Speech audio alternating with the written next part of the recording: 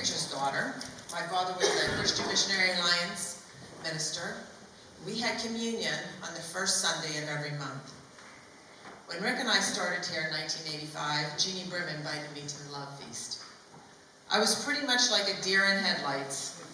Someone guided me to the prayer room and placed the prayer covering on my head, and we stood silently in the hallway until the doors were opened in the sanctuary. I followed the crowd, but I was out of my element, and I did not attend again for years. I just attended the bread and the cup.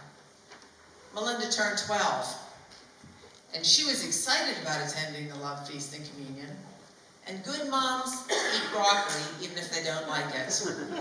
And I was going to attend the Love Feast even if I wasn't sure what I was doing. It was a celebration of the remembrance of what Christ did for me. I shared with you a couple years ago about my father-in-law coming to live with us after breaking his leg. When the cast was removed, his skin was disgusting, and he was told by the doctor to scrub it and apply lotion. But he was ill. So I waited a couple days, and I said, "Did you take care of that?" And he said, "No." I said, "I'm going to, as soon as I'm done with my walk." But the purpose of my walk was to pray and to tell myself I was not allowed to gag when I did it.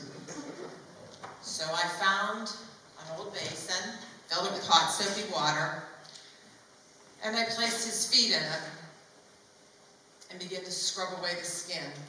And he began to thank me over and over. He told me how good it felt. He told me no one had ever done that for him before. And I could barely keep from crying. About 3 weeks later, he passed away.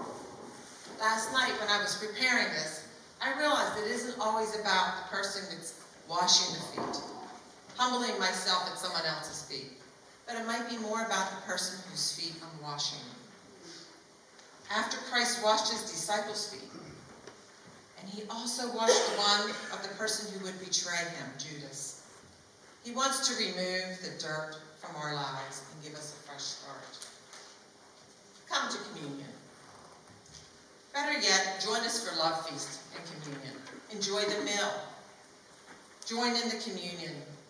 And if you feel comfortable, only feel comfortable observing foot or hand washing, observe it. But maybe it will bring to mind a time when your feet needed washed, or you washed someone else's in need. There is so much we can take away from this, but most importantly, remember Christ wants to wash away our sins. Please prepare your heart for this season